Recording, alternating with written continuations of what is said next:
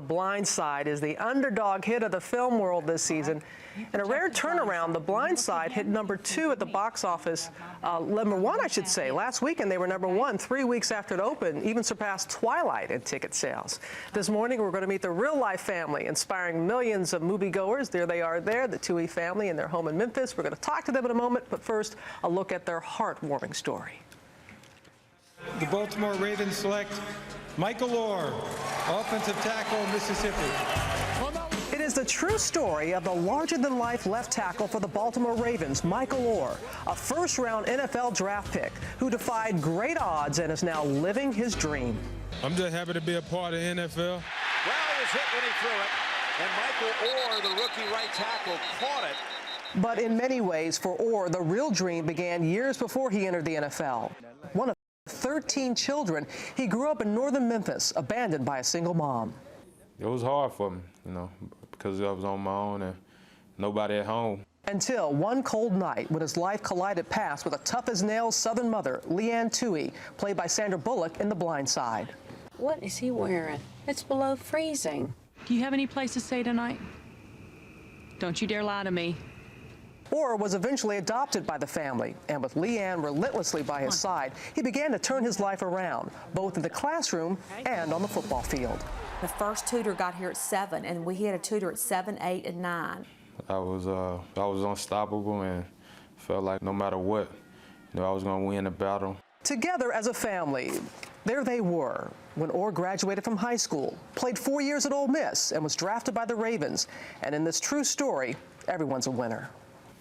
Anything is possible. My background is a bad background, and a lot of people said I couldn't do it. You can do anything if you put your mind to it. Yes, you can. And we're joined now by the Tuohy family, live from their home in Memphis, Tennessee. That's Leanne, Sean, who's a dead ringer for Tim McGraw, Sean Jr., they call him SJ, and their beautiful daughter, Collins. It's so great to see you all this morning. And usually there's some artistic license, artistic liberties that are given, but Sean and Leanne, how true is this story to what really happened, Leanne? I think it's pretty accurate. I mean, I don't have a big basis for a lot of other Hollywood movies, but as far as this one goes, The Blind Side and our family, I think they did a great job of keeping it authentic and accurate. They really did. You agree, Sean? Yeah, except I certainly don't look like Tim McGraw, but I appreciate you saying it. But, it is Hollywood.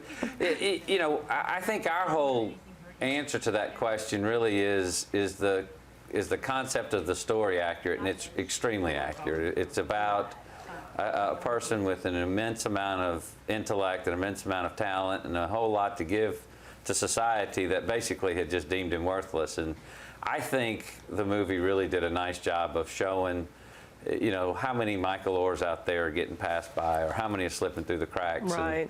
And, all the little in-betweens. Collins was actually Michael's same age as opposed to a year behind. And she wanted to make sure I told everybody she was the state champion pole vaulter as opposed to a volleyball player. I did not want to make sure you told everyone that. That was the first thing she wanted me to say when we came on here. Don't worry, Collins. He's a proud papa. I did not want to make sure that. Oh, he has his liberty. Hey, Collins, let me ask you this.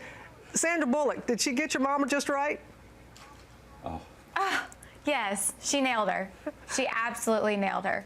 My friends, the first time they saw the preview of the movie, picked up the phone and called me and said, "Oh my goodness, I don't even think I can watch the movie. There's no way that I can see your mom for 2 hours in front of me on the screen." So I think that's a huge compliment, to her and her dedication to the role. I know she called you guys over and over and over again. So Leanne, you are that a multitasker, high energy. What was it about Michael, though, Leanne, that made you want to have Sean stop the car and go and get him?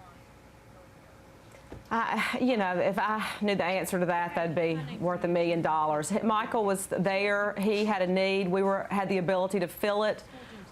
We all fell madly in love with him within probably 48 hours, and he was just an instant part of this family. And Sean Jr. doesn't even really know life without Michael. SJ was probably 7 when Michael came, and he doesn't know life without Michael. Really, none of us do anymore. We forget what it was like before Michael was here. So Michael wanted to receive help, and he wanted to change his life and better himself. And we were just here, and it was just we were just lucky. We just got a great kid, a wonderful addition to our family.